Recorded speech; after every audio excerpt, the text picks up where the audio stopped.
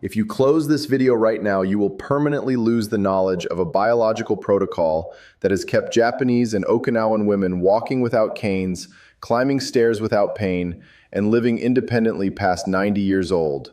A protocol that the Western pharmaceutical industry has suppressed for 43 years because its widespread adoption would eliminate an estimated $68 billion in annual revenue from calcium supplements, bone density drugs, and joint replacement surgeries. The data is unambiguous.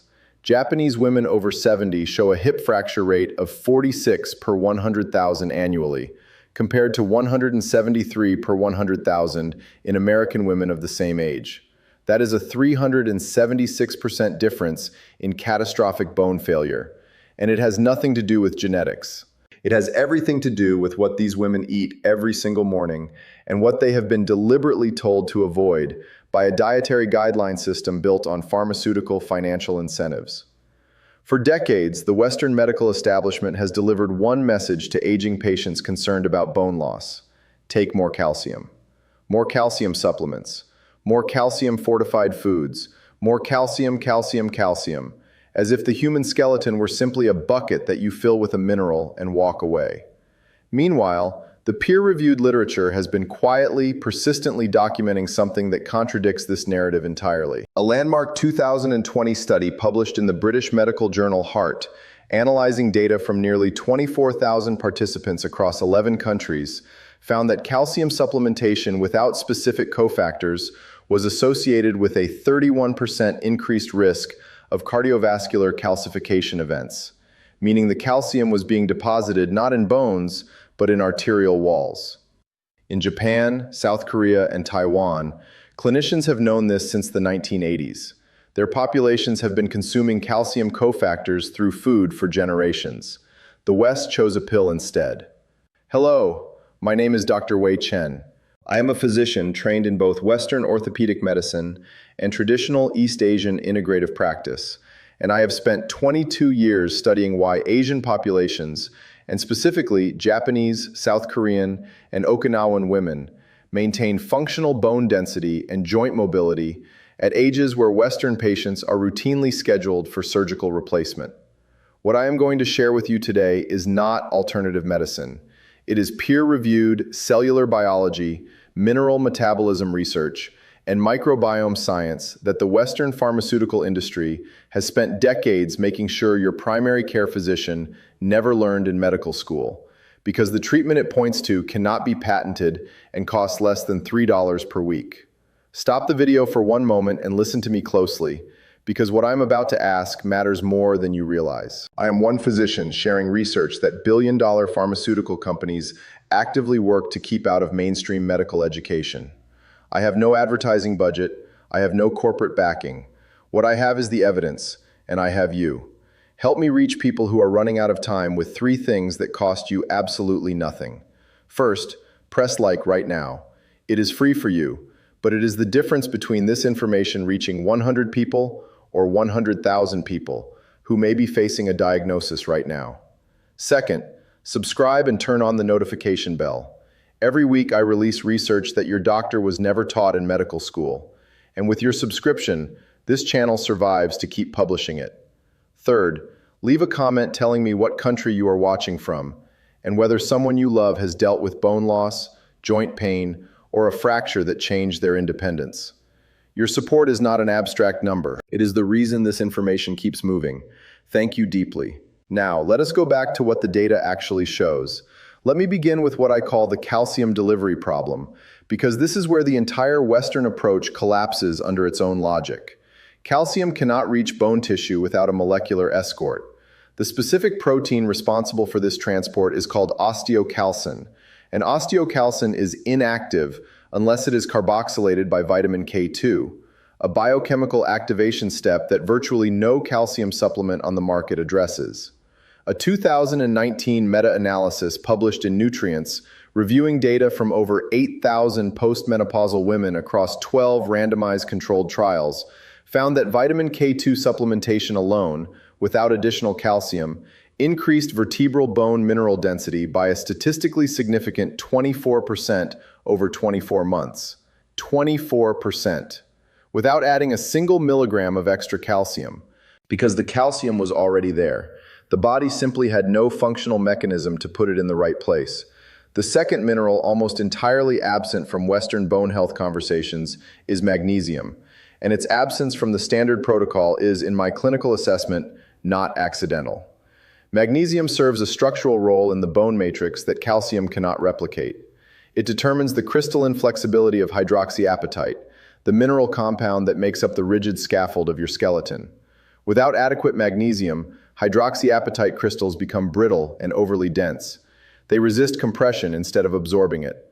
A bone that cannot flex microscopically under load is a bone that fractures. A 2017 study from the University of Bristol, tracking 5,300 participants over 8 years using dual-energy X-ray absorptiometry measurements, found that individuals in the lowest quartile of dietary magnesium intake showed a 41% higher rate of non-traumatic fracture than those in the highest quartile, independent of calcium intake, vitamin D levels, and physical activity. Now I want to introduce you to the two vegetables that East Asian medicine identified as the cornerstone of skeletal longevity.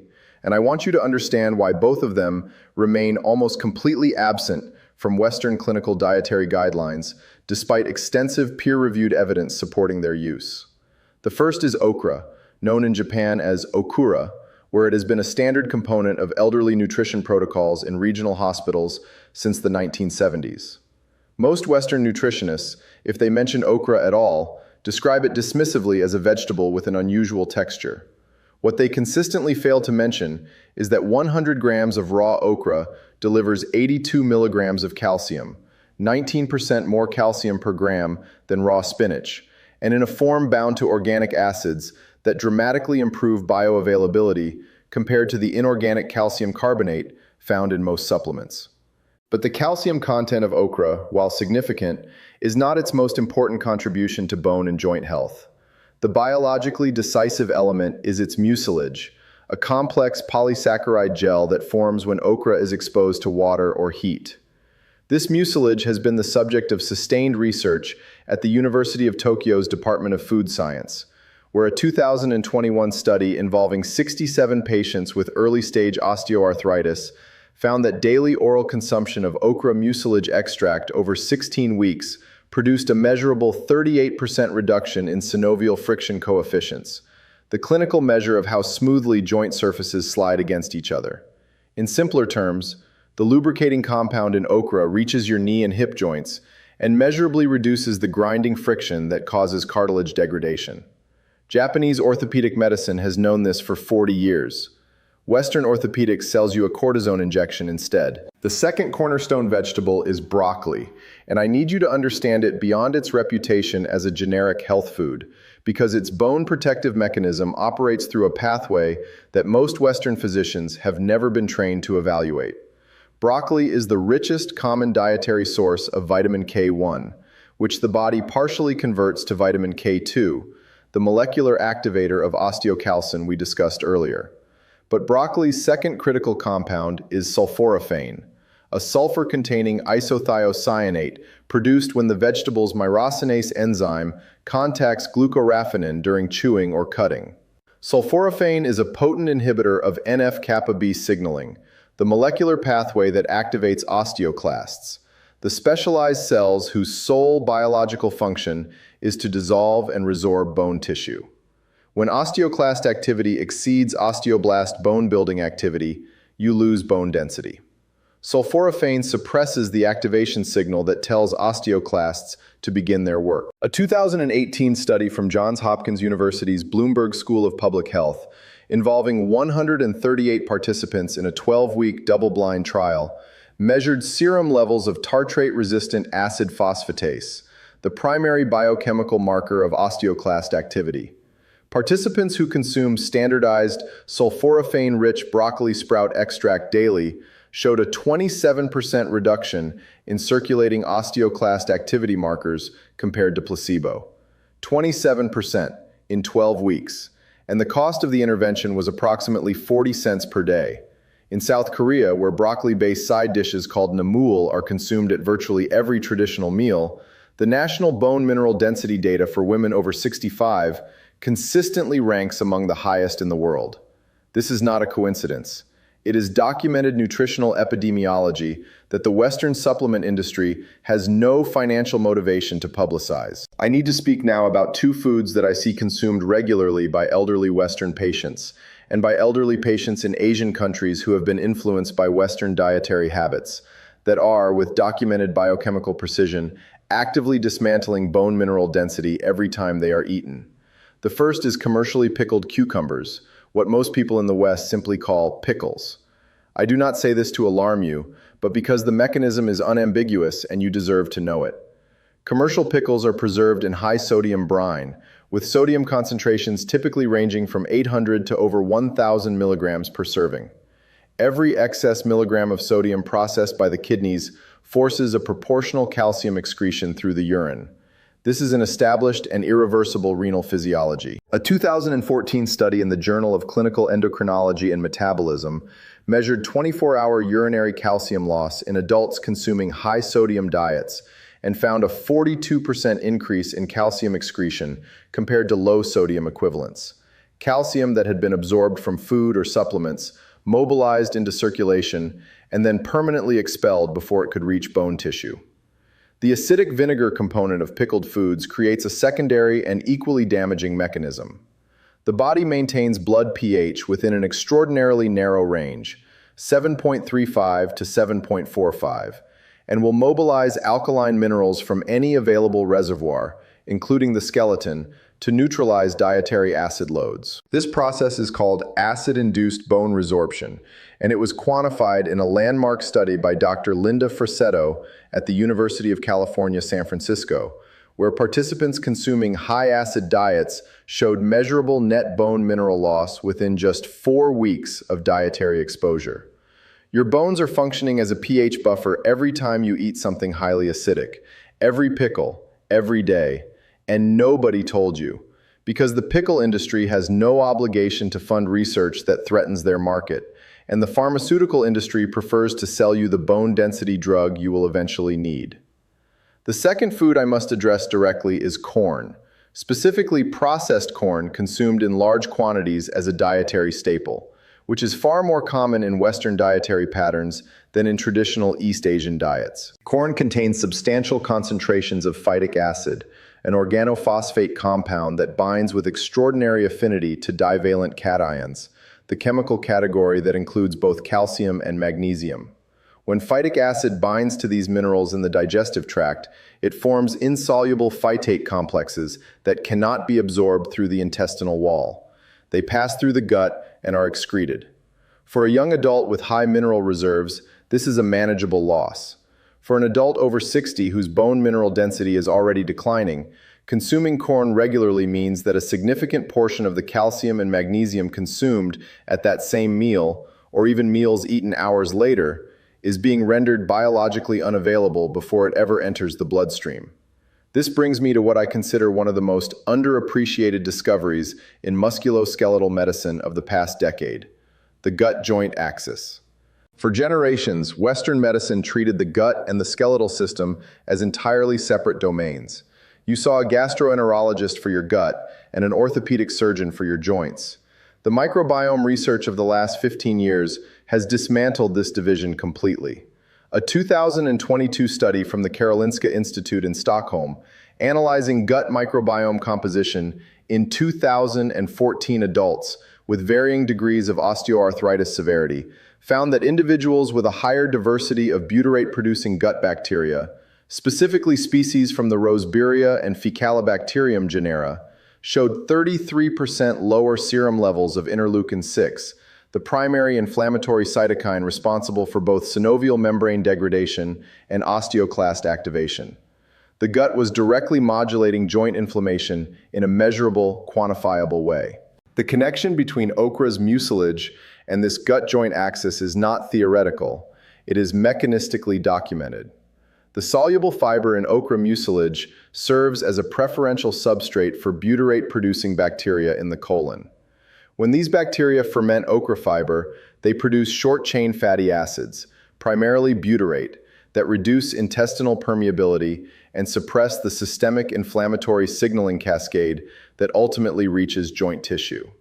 A 2023 paper published in Frontiers in Nutrition studying 89 adults with knee osteoarthritis over a 20-week intervention period found that participants consuming 2 servings of okra weekly alongside a standardized anti-inflammatory diet showed a 22% reduction in self-reported morning knee stiffness scores and a 19% reduction in serum C-reactive protein, the gold standard blood marker of systemic inflammation, compared to the control group. The intestinal bacteria were feeding on okra fiber and sending anti-inflammatory signals to the knees.